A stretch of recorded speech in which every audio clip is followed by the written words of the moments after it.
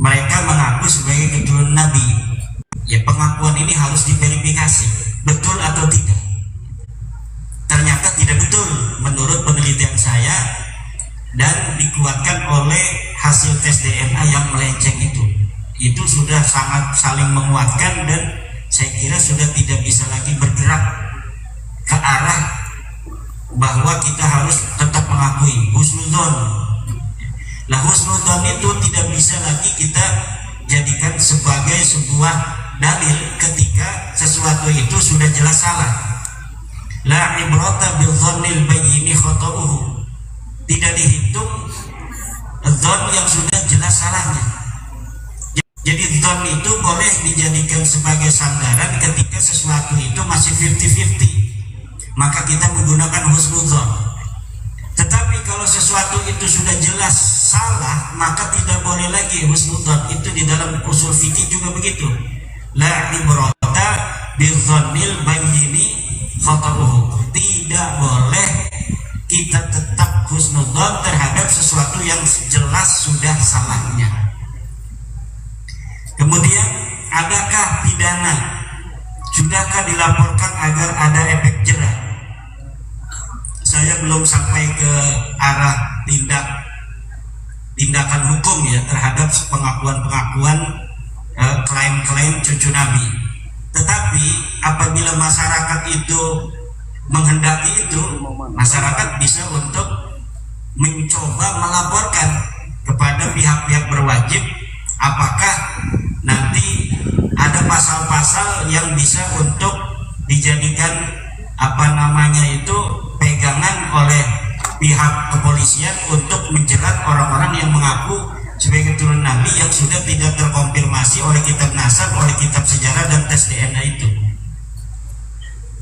Kemudian kronologi kiai berani, apakah ada faktor gaib? Kalau faktor gaib mungkin saya tidak bisa untuk terbuka, tetapi saya akan mengkhabarkan beberapa orang-orang yang sudah bermimpi bertemu Rasulullah.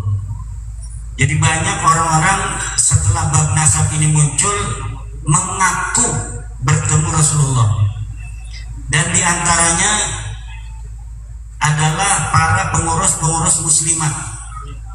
Jadi perempuan-perempuan pengurus muslimat mengaku bermimpi, itu bukan satu orang, bertemu Rasulullah dan mengatakan bahwa Ba'lawi ini bukan turun Nabi.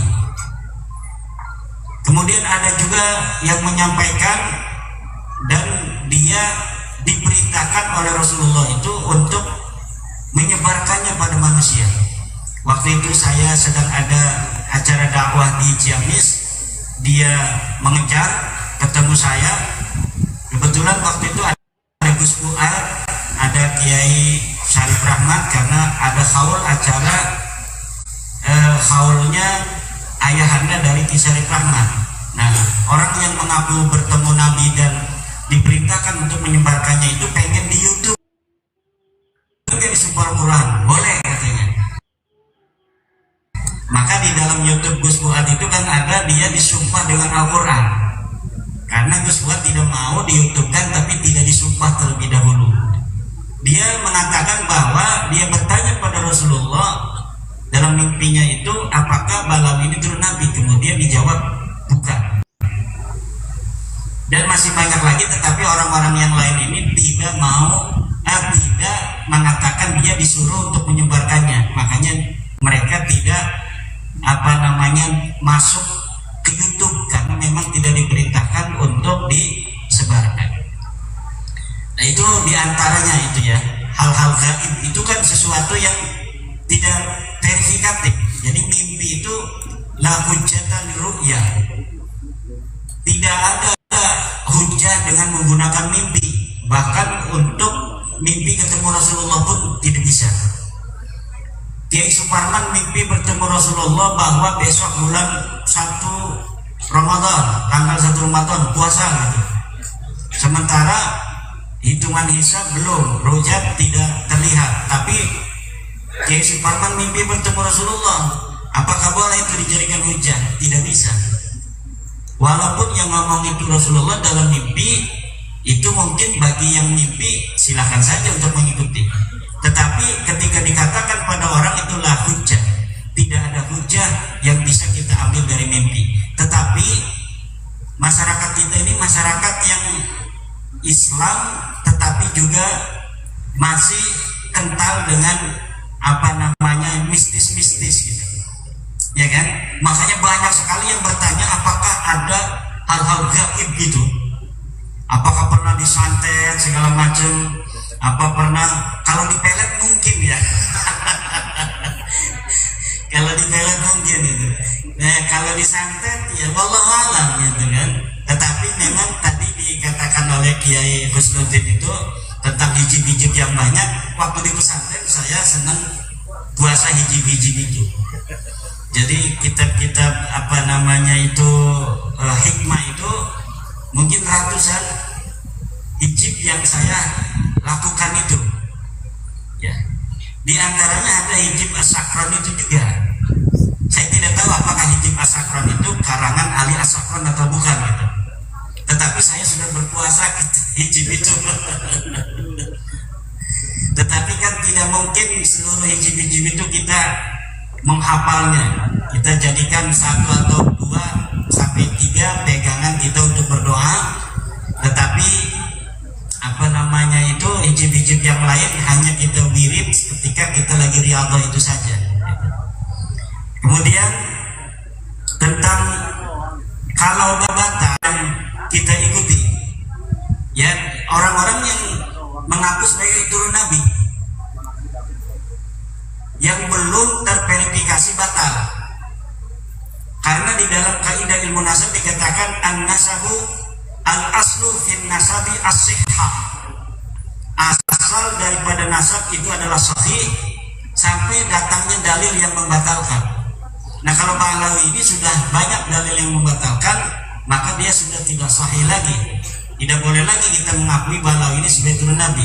Tapi yang lainnya seperti dari keturunan Syekh Abdul Qadir Al-Jilani di Indonesia ini banyak sekali. Para wali-wali Songo itu banyak yang dari turunan Syekh Abdul Qadir Jilani, turunan dari Jumadil Kubro. Selagi mereka itu mengaku sebagai keturunan Sunan Gunung Jati misalnya, kemudian belum ada penelitian orang-orang yang membatalkan nasabnya, fal aslu fin nasabi as-sihhah, maka asal dari nasab itu adalah sahih sampai datang dalil yang membatalkannya. Bahkan itu ada penyanyi salawat Sayyid Zulfikar Basaiban. Ya, Basaiban itu bukan turunan Wali Songo garis lurusnya, dia adalah marga yang lain. Dia Bahlawi bukan, dari keturunan Wali Songo bukan, tapi dia adalah marga keturunan Nabi dari Al-Hasani yang berasal dari Maroko, yang kemudian pindah ke Arab Saudi, kemudian pindah ke Indonesia. Jadi Syekh Abdul Qadir Jilani kan anak cucunya sering datang kemari tuh. Itu cucunya Rasulullah Sallallahu Alaihi Wasallam. Cucu-cucu Wali Songo yang terverifikasi sampai mempunyai silsilah yang sahih kepada Wali Songo, ya berarti dia adalah cucu daripada Rasulullah. Sampai datang orang-orang yang meneliti tentang nasab itu secara ilmiah seperti kita meneliti nasab Bahlawi secara ilmiah seperti ini.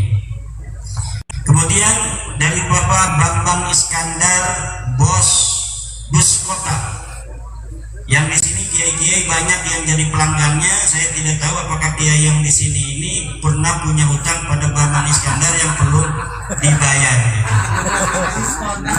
Diskon. Minta diskon kali ya.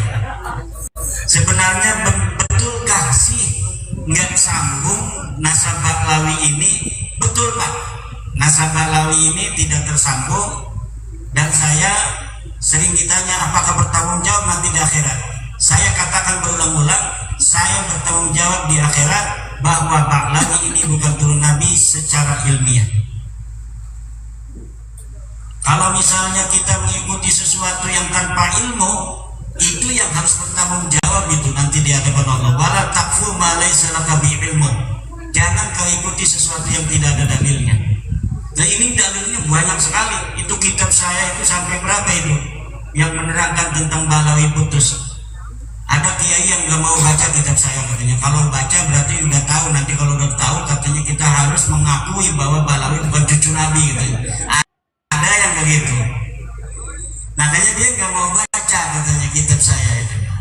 Kalau yang tidak bisa baca kitab bahasa Arab, baca bahasa Indonesianya. Banyak bahasa Indonesianya. Saya mengarang Indonesia.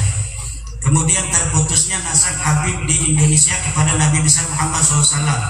Kemudian saya juga menulis tentang buku membongkar skandal ilmiah nasab dan sejarah Ba'lawi. Saya juga menulis buku kronik perjalanan ilmiah Imaduddin Usman. Terakhir nanti saya akan mencetak buku jawaban terhadap buku 500 halaman Hanif Alatas. Ini mungkin dalam beberapa waktu lagi akan segera terbit.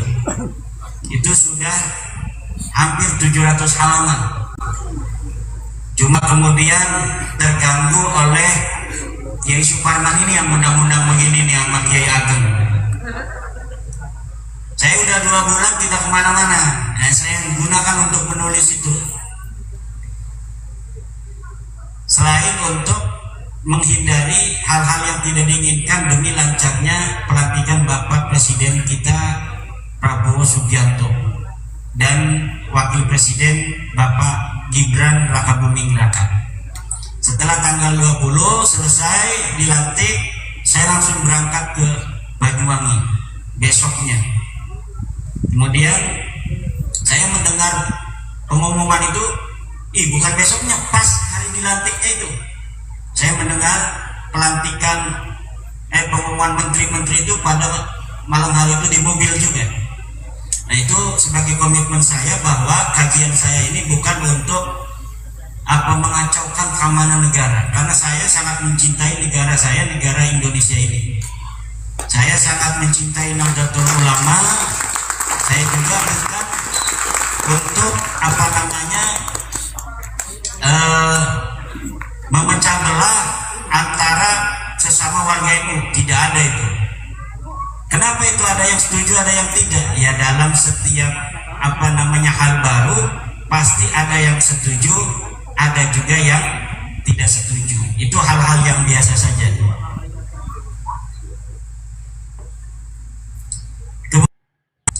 Kemudian kenapa harus keliling? Apa sebahaya itu? Bagaimana narkoba? Tadi sudah dijawab oleh Ki Suparman bahwa antara itu dua kejelekan itu kadang-kadang bahayanya sama, jadi tidak bisa dibanding-bandingkan begitu. Kok kenapa katanya Kiai Imad tidak peduli kepada judi online? Ya saya tidak mempunyai kapasitas untuk membahas judi online, memberantas judi online kan. Itu Pak Polisi kan sudah menangani judi online. Bahkan katanya ada diklat-diklat supaya masyarakat tidak terjebak pada judi online. Nah kalau saya bisanya baca kitab kuning, yang saya lihat ada manfaatnya untuk masyarakat, yaitu masalah nasab Balawi. Kenapa? Karena ini ada kaitan dengan apa? Dengan dzurriyyah Nabi. Takut masyarakat saya nanti akan ada yang dibodohi oleh orang-orang untuk kepentingan pribadi, mengaku atas nama dzurriyyah Nabi. Demikian. Terima kasih. Jadi bahaya sekali ketika ada yang ngaku-ngaku dzurriyyah Nabi, kita biarkan begitu saja, karena kita sudah di akhir zaman. Imam Mahdi itu kata Nabi min itrati, dari itrah keturunanku. Maka ulama wajib mewajibkan kepada kita, siapapun yang mengaku keturunan Nabi wajib diverifikasi, dan siapapun yang mengaku keturunan Nabi dan terbukti bukan keturunan Nabi wajib kita batalkan. Dan saya ingin tambahkan satu hal, kita akan melakukan safari se-Indonesia, se-Nusantara. Nanti di kampung-kampung di tingkat provinsi kita akan mengadakan musyawarah nasional akan ada musyawarah alim ulama tingkat nasional yang mengusulkan bahwasanya siapapun yang mengaku sebagai anak keturunan Nabi dan tidak terbukti termasuk dalam penodaan agama.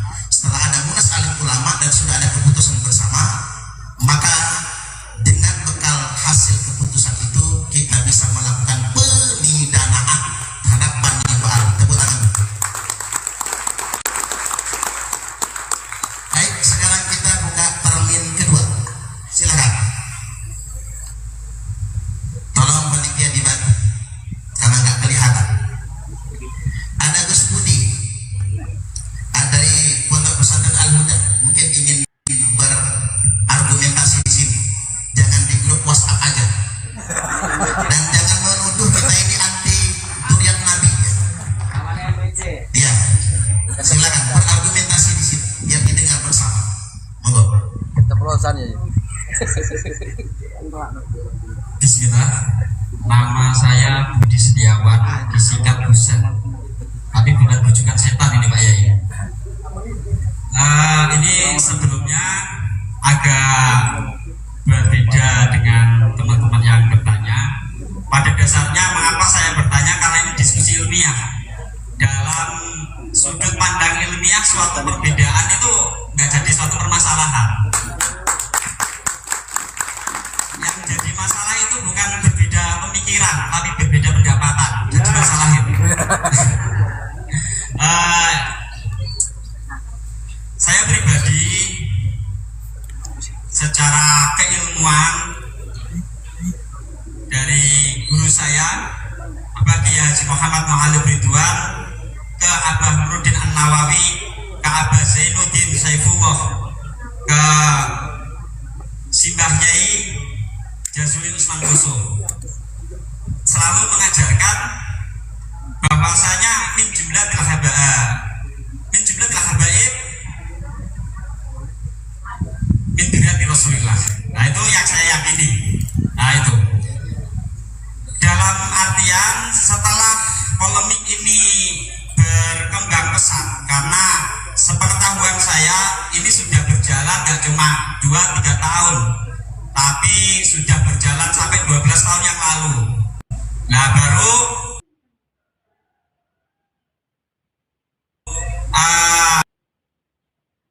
berpendapat bahwasanya habaib itu adalah dzurriyyah Rasulullah, ini yang termasuk saya, dan ada saudara kita juga yang berpendapat itu sudah terputus karena ada dasar yang baru.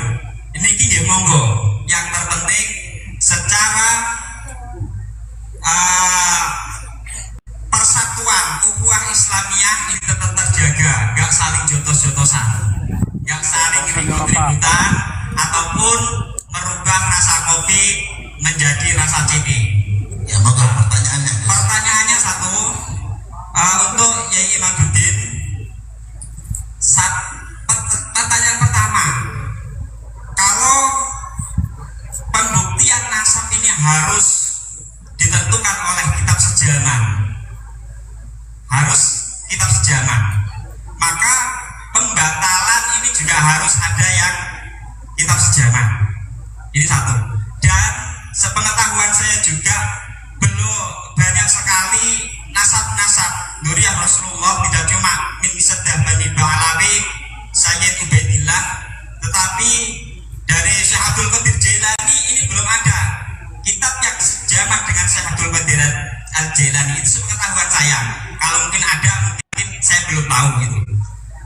Ini maka kitab-kitab apa sajakah yang memang sudah jelas menyatakan bahwasanya Saddah Bani Ba'alawi itu adalah batal? Itu yang pertama. Nomor dua, masalah tes DNA. Kalau yang diharuskan itu adalah J1 haplogrupnya, maka saya meyakini Wali Songo itu adalah min dzurriyyati Rasulillah Muhammad Sallallahu Alaihi Wasallam, kecuali dua. Ini sesuai dengan apa yang disampaikan oleh guru saya. Sedangkan dzurriyyah wali tidak semuanya berhaplogrup J1, ada yang O, ada yang R. Itu rata-rata. Ini pertanyaan kedua, pertanyaan yang ketiga, untuk saat ini agak mencengangkan bahwasanya jalur nasab Wali Songo itu berpindah-pindah sampai lima kali. Maka membingungkan. Kita patokan bahwasanya Wali Songo itu nasabnya ke jalur siapa?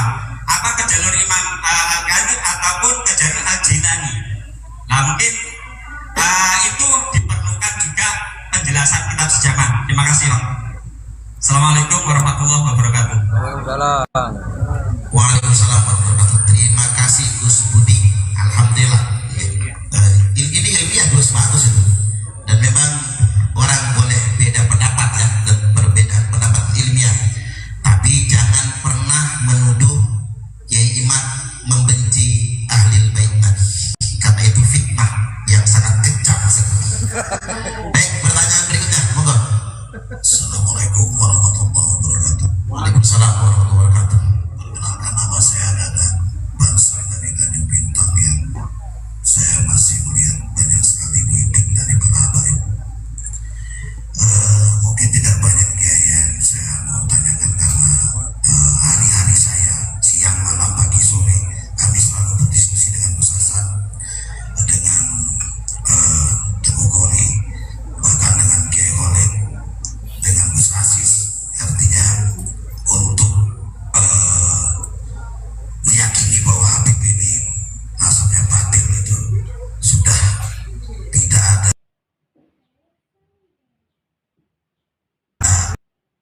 Maksud saya begitu. Nah, terkait apa yang saya mau tanyakan, ini keresahan pribadi saya ya.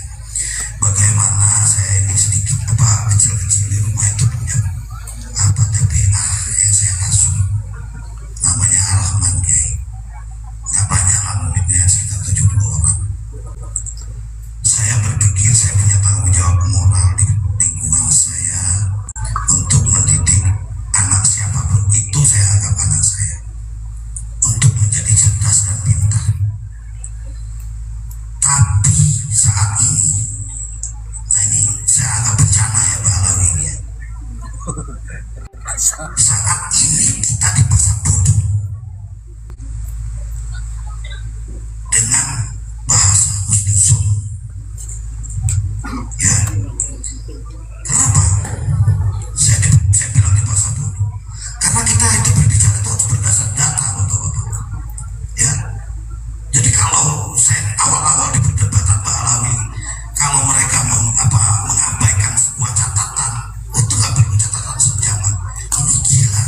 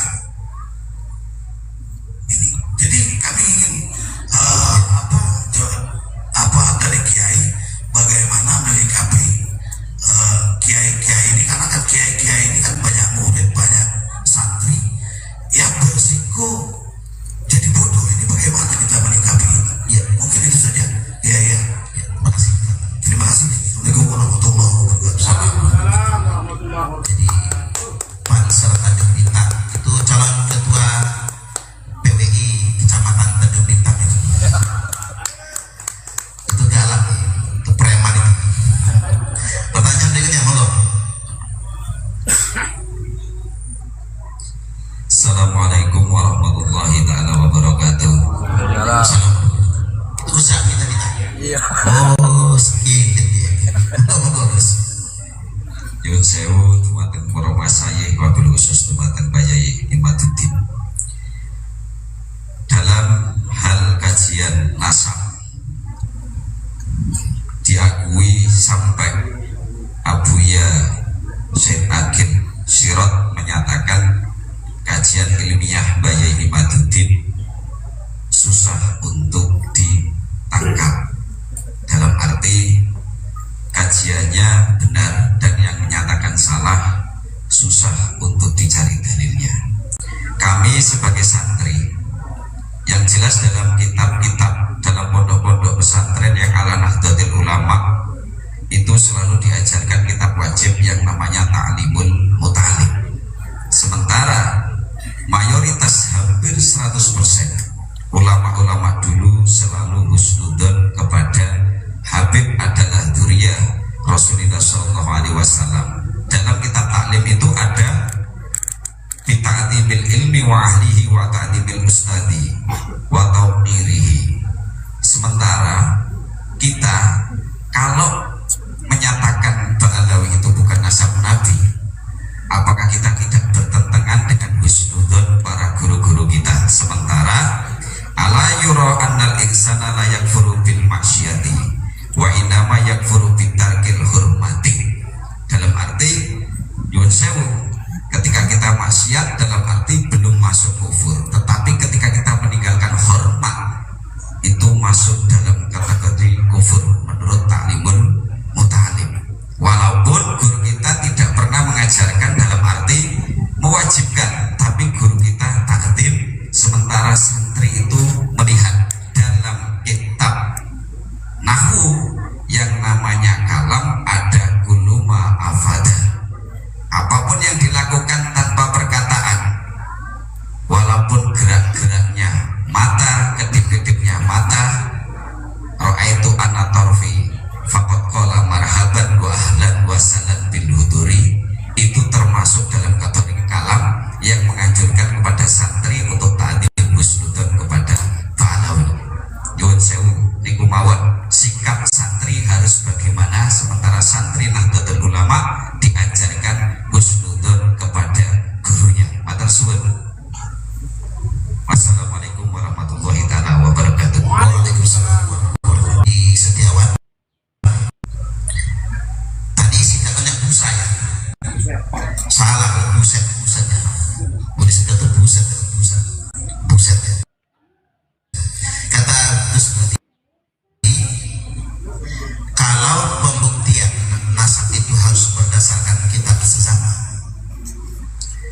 maka pembatalannya juga harus pakai kitab sesama. Kata beliau begitu. Yang kedua, bagaimana tanggapan Kiai Iman tentang ini? Yang kedua, tes DNA kok harus J1, sedangkan Wali Songo kan tidak semua J1. Tapi Gus Budi sudah mengakui Wali Songo banyak juga yang J1, sudah ngakui juga ya. Berarti yang lebih mendekati keturunan Nabi bukan Ba'alawi Pak, Wali Songo berarti kan sudah mengakui ya. Dan hari ini jangan mengambil permisalan kepada Syekh Abdul Qadir Al-Jailani, karena sudah ada kerajaan Maroko yang resmi keturunan Nabi, kerajaan Yordania resmi keturunan Nabi, dan haplogrupnya J1 semuanya. Pendapatannya begitu. Wali Songo kok pindah-pindah sampai 5 kali pindah. Bagaimana tanggapannya Imam? Jadi satu-satu dulu nanti kita bacain ya. Pertama, kalau pembuktian harus pakai kitab sezaman, maka pembatalan harus pakai kitab sezaman. Kedua, tentang J1 DNA, dan ketiga, jalur nasab Wali Songo kok pindah-pindah. Monggo. Kalau misalnya yang mensahihkan harus kitab sezaman, berarti yang membatalkan harus kitab sezaman. Ini nasab Ba'alawi tidak bisa dibatalkan oleh kitab sezaman. Kitab sezaman yang dimaksud itu zamannya Ahmad bin Isa, yang disebut di dalam kitab-kitab nasab punya anaknya 3, yaitu Muhammad, Ali dan Husain, tidak ada nama Ubaid. Nggak ada kitab sezaman yang mengatakan tidak ada yang bernama Ubaid. Kenapa? Karena memang Ubaid ini tidak pernah disebutkan. Orangnya itu tidak pernah muncul namanya. Bagaimana tidak ada namanya kemudian dibatalkan? Kalau misalnya ngakunya pada saat itu, pada saat Ahmad bin Isa masih hidup misalnya, orang ngaku anaknya, ya bisa dibatalkan. Ini nggak ada pengakuan waktu itu. Jadi abad keempat itu tidak ada pengakuan Ubaid sebagai anaknya Ahmad bin Isa. Kenapa tidak ada yang membatalkan? Karena memang tidak ada. Pada abad ke-5, ke-6, ke-7, ke-8 itu tidak ada nama Ubaid. Nama Ubaid itu muncul pada abad 9 Hijriah. Pada abad 9 Hijriah itu ketika Ali bin Abu Bakar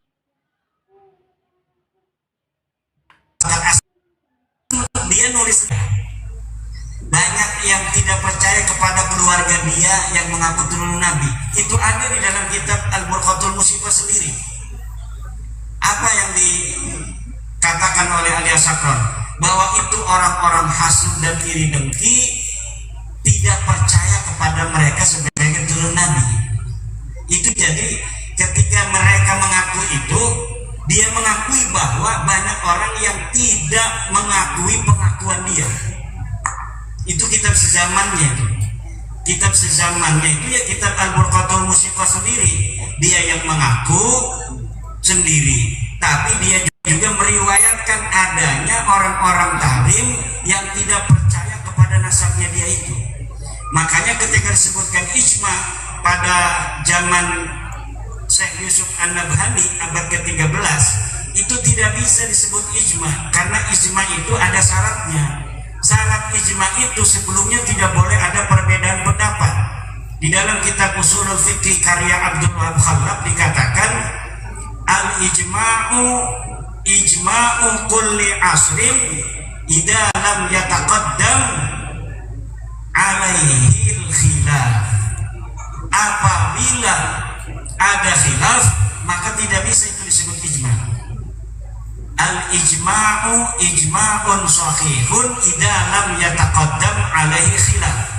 Ijma itu bisa dikatakan sahih kalau sebelumnya tidak ada perbedaan pendapat.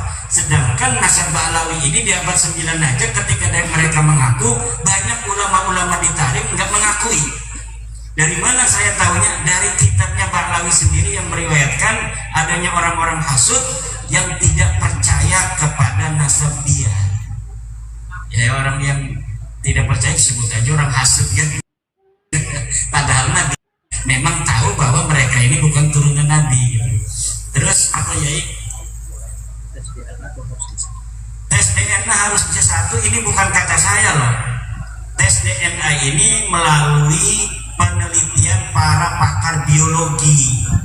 Saya itu hanya mengutip dari paper-paper para ahli biologi bahwa sudah diadakan tes DNA seluruh dunia.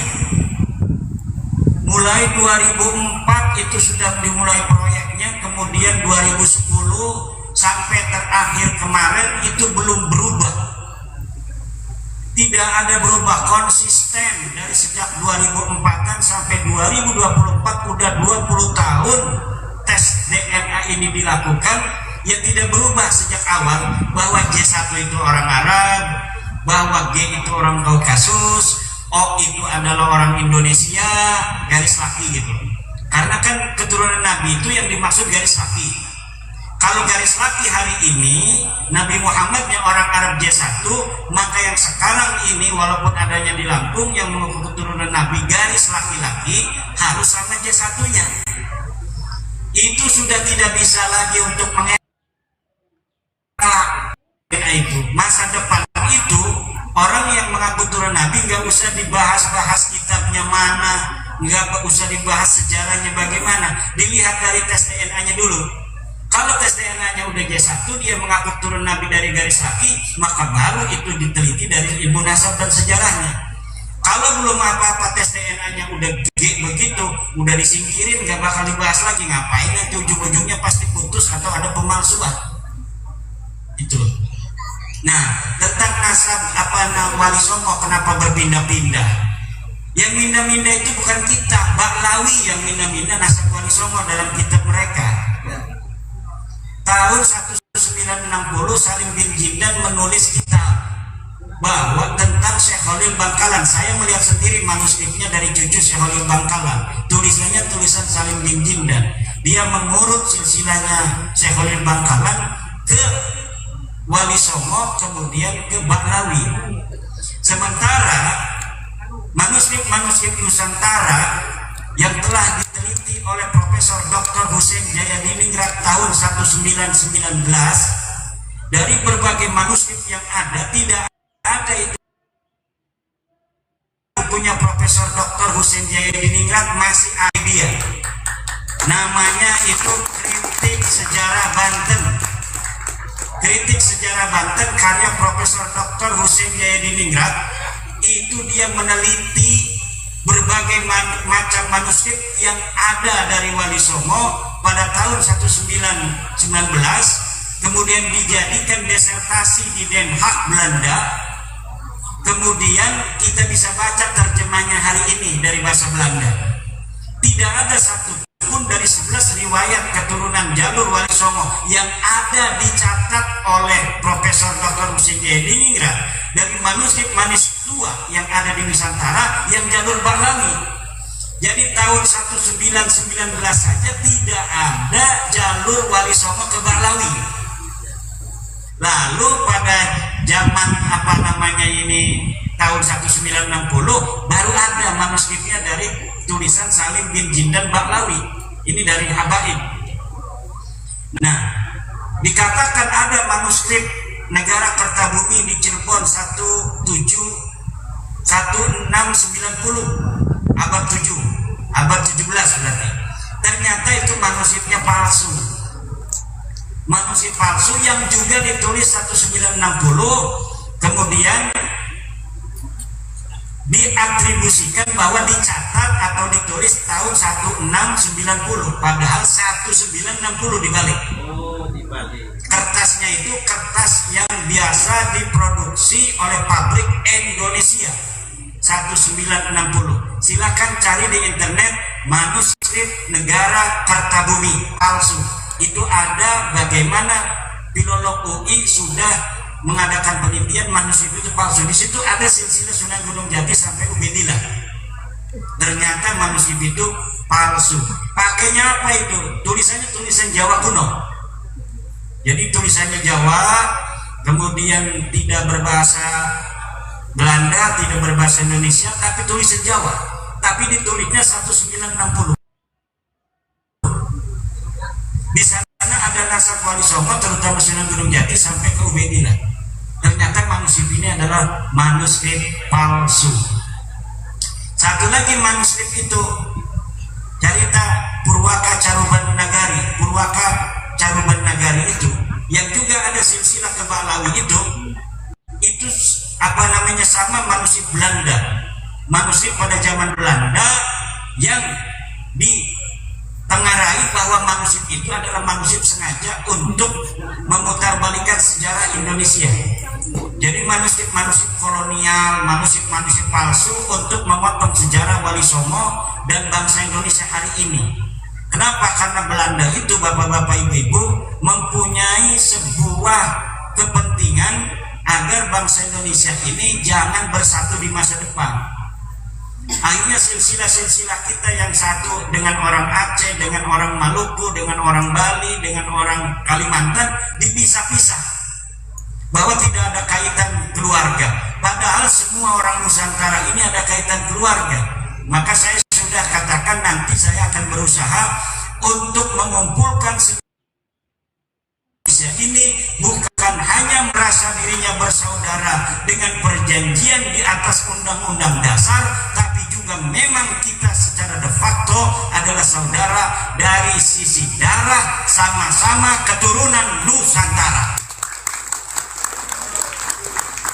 Kalau kita ingin melihat bangsa Indonesia dengan tanah air kita yang tercinta ini tetap dalam negara kesatuan Republik Indonesia, maka bukan hanya ada sebuah komitmen konstitusional, tetapi juga ada komitmen kekeluargaan yang jalur itu memang sudah niscaya.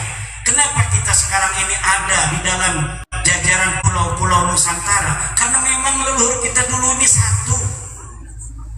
Leluhur kita dulunya adalah satu. Dan kemudian dipisah-pisah oleh sejarah-sejarah bohong Belanda. Akhirnya seakan-akan orang Medan tidak ada kaitan dengan orang Lampung tidak ada kaitan dengan orang Banten tidak ada kaitan dengan orang Aceh dan lain sebagainya. Padahal semuanya bangsa Indonesia ini mempunyai leluhur yang sama di masa lalu, kakek bersama, entah itu 1000 tahun yang lalu, entah 2000 tahun yang lalu, entah 10.000 tahun yang lalu. Nilai-nilai persaudaraan yang hari ini bisa dilihat dari haplogrup O yang merupakan jalur lurus laki-laki Indonesia, Malaysia, Thailand, itu nanti secara ilmu DNA akan dicari family matchingnya, secara ilmu nasab juga akan dicari family matchingnya. Kita ini sampai mana nasabnya, agar kita ini jati diri kita sebagai bangsa Indonesia tidak bisa lagi diutak-atik oleh orang asing. Akhirnya nilai-nilai persatuan kita untuk bersatu, betul-betul kita akan menjaga tanah air ini dengan segenap kemampuan yang kita punya untuk menjaga, yaitu tanah Nusantara ini. Kemudian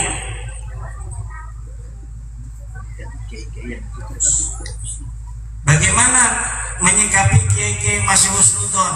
Ya, husnudon itu sudah saya katakan, la ibrata bidzannil bayyini khata'u, tidak boleh dijadikan pegangan husnudon kalau sesuatu itu sudah nyata salah. Doraka hukumnya kita berhusnudon kepada sesuatu yang jelas salah. Kalau dipaksa oleh ketua PWI Lampung, ketua PWI Lampung Selatan, gula itu asin, jangan mau. Wong kita sudah merasakan gula itu manis kok. Kiai Parman memaksa kita ngomong gula itu asin, nggak bisa. Kita harus itu sesuai dengan keyakinan kita. Kata Rasulullah, walau aftakal muftun, walau aftal muftun yang sering di roasting orang itu, mereka tidak sadar sedang merosting Nabi Muhammad. Karena kalimat walau aftal muftun itu adalah kalimat dari baginda Nabi Muhammad SAW. Jika engkau telah meyakini kebenaran, maka jaga kebenaran itu walau aftakal muftun, walaupun orang-orang berfatwa berbeda dengan dirimu. Ini adalah ucapannya Rasulullah Muhammad SAW.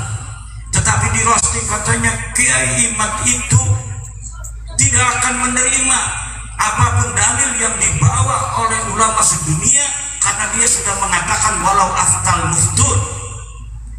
Ya kalau mendatangnya bawa dalil, ya kalau saya nggak nerima dalil, saya bisa dihukum, bos.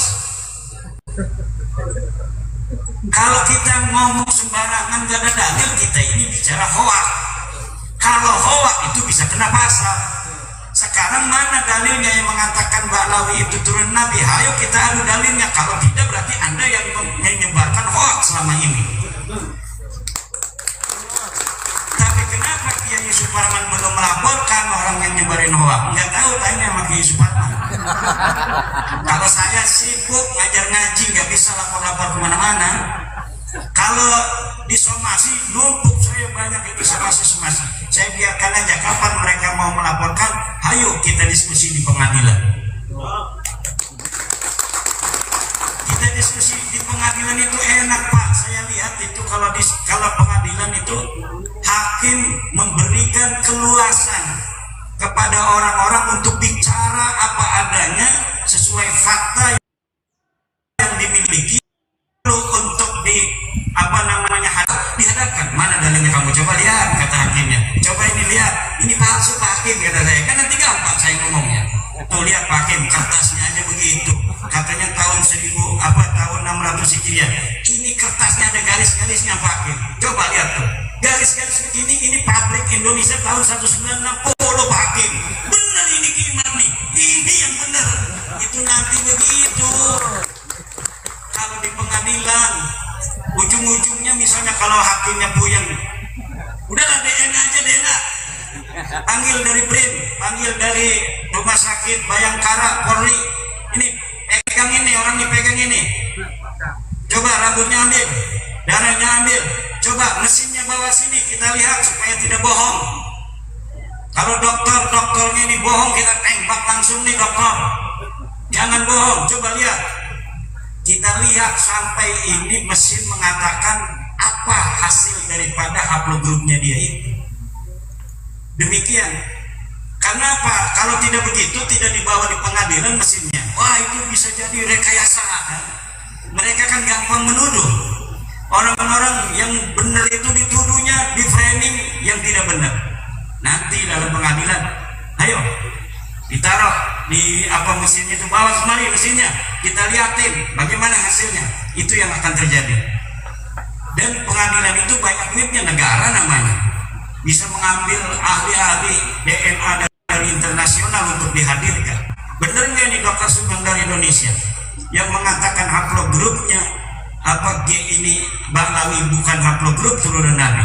Nanti akan dimukhabalah dengan para ahli DNA dari luar negeri. Kalau memang misalnya Bahlawi ini tidak mau Dr. Sugeng atau Profesor Arikem sebagai apa saksi ahli yang akan memberatkan mereka, itu akan dimukhabalah, dan insya Allah nanti hasilnya adalah hasil yang akan bisa kita wariskan untuk anak cucu kita ila yaumil qiyamah. Ini jangan framing lagi. Ayo kita adakan diskusi Kiai tidak pernah datang bagaimana ente yang gak mau datang, cuma ente bikin framing aneh gak mau datang, begitu yang benar. Itu di Banten, yang di Banten nih aneh itu dapat screenshot dari panitia nih, dari Rabi Talawiyah sudah mengatakan aneh gak mau datang dan aneh gak mau utus wakil. Ini berikan kepada saya. Ya udah, kalau nggak mau datang, nggak ngutus wakil, saya nggak mau datang. Karena di sana gimana, kita ini katanya kan udah nyari dana, banyak orang yang udah ngasih duit. Kiai kalau misalnya ini tidak terjadi, kita malu, kata panitia. Ya udah, kita bikin aja tuh apa namanya humor-humoran wakil-wakil kita. Tidak mewakili Bali.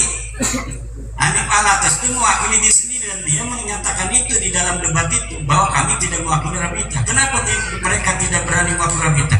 Karena kalau mewakili Rabita, kalau kalah nanti udah beres urusan.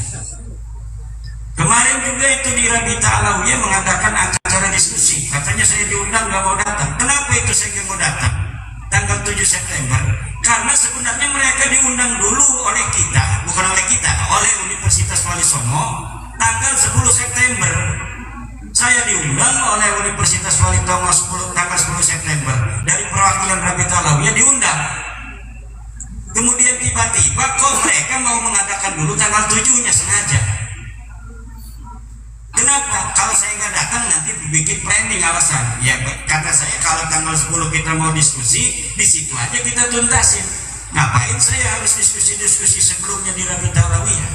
Kan simpel. Tapi mereka bikin framing, dan mukibin-mukibinnya seneng banget itu dikibulin kan, dengan framing itu. Nah ini, jadi siapa nih dalam kesempatan ini, mungkin ada yang live, saya tidak tahu apakah ada yang live atau tidak. Kalau ada yang live, jangan lagi bikin framing ini nggak mau diskusi. Universitas mana yang mau menjadi tuan rumah untuk diskusi nasab saya dengan Rabita Alawiyah? Siapkan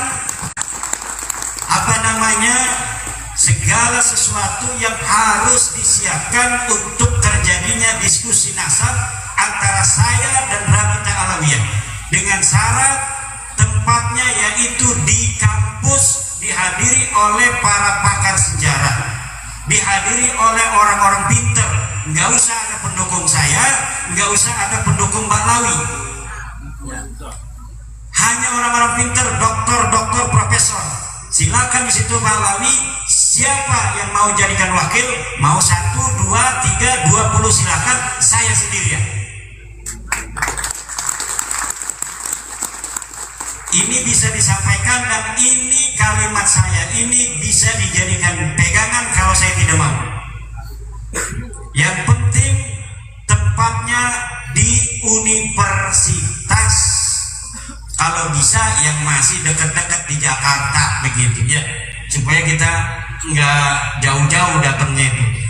Tempatnya di Jakarta di universitas mana yang siap untuk menjadi tuan rumah. Siapkan segalanya agar semua ini bisa jelas dilihat oleh para profesor, dilihat oleh para doktor, nanti bisa dijadikan apa yang kita bahas itu sebagai bahan para profesor doktor sebagai juri untuk menyatakan ini yang benar, ini yang salah. Terima kasih. Ya, yang taklimul muta'alim itu kan apa namanya itu sebagai sebuah ajaran dari guru-guru kita untuk menghormati guru. Ajaran yang baik bahwa kita harus hormat guru. Wa min ta'dhimil ilmi ta'dhimul mu'allim. Dan sebagian daripada menghormati ilmu adalah menghormati guru. Ya jelas itu adalah ajaran apa namanya akhlak daripada guru-guru kita, terutama yang ada di dalam kitab Ta'limul Muta'allim. Tetapi bukan berarti kalau guru kita itu mempunyai satu pemikiran yang berbeda dengan dalil-dalil kita harus ikut. Tidak bisa begitu. Coba lihat di dalam apa namanya kitab-kitab bagaimana Imam Syafi'i murid daripada Imam Malik ngaji kepada Imam Malik, hafal kitab Muwatta Malik, tetapi ketika dia udah pinter kemudian memiliki pemikiran yang berbeda dengan Imam Malik. Kata Imam Malik menyentuh perempuan itu batal kalau dengan syahwat. Kata Imam Syafi'i tidak batal. Kata Imam Syafi'i batal walau. Kan berbeda itu. Apakah Imam Syafi'i kemudian ketika berbeda dengan Imam Malik itu Imam Syafi'i adalah suul adab kepada Imam Malik? Tidak. Zaman dulu itu kalau punya murid yang beda dengan gurunya berdasarkan dalil, itu gurunya akan senang banget. Bukan malah nanti muridnya, kamu gak dapat barokah karena berbeda dengan saya, kamu masuk neraka, kamu murid Dajjal. Tidak begitu zaman dulu. Dikutuk muridnya sendiri, udah diajarin pegal-pegal supaya jadi anak pinter. Udah pinter dikutuk supaya tidak barokah. Nah ini yang jangan sampai terjadi, karena kita ini mengikuti ulama-ulama masa lalu.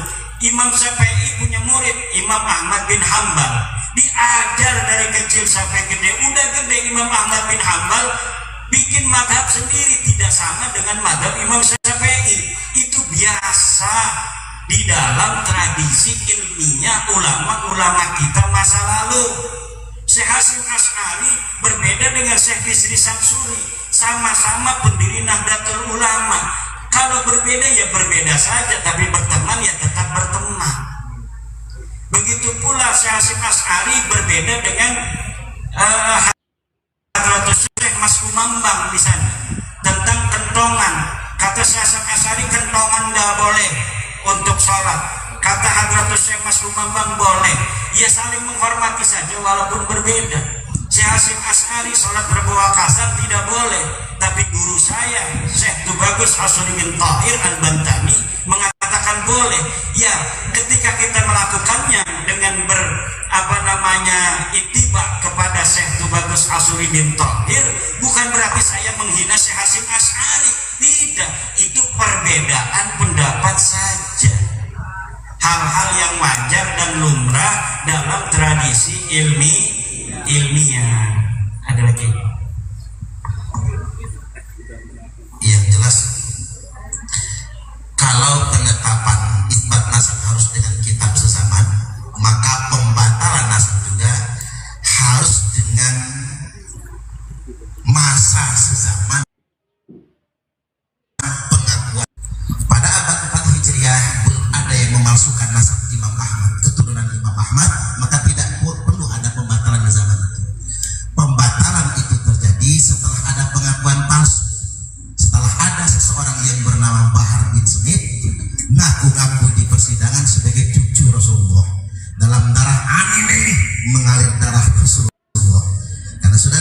pengakuan itu maka qadarullah atas.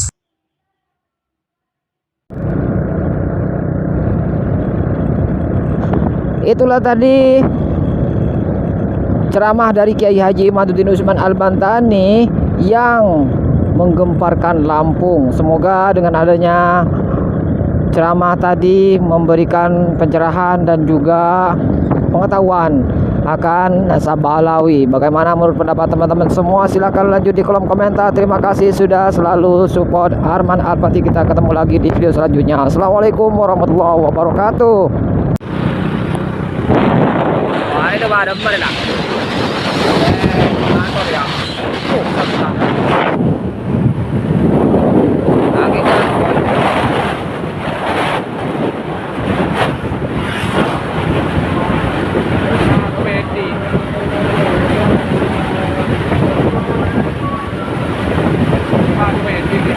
Hah?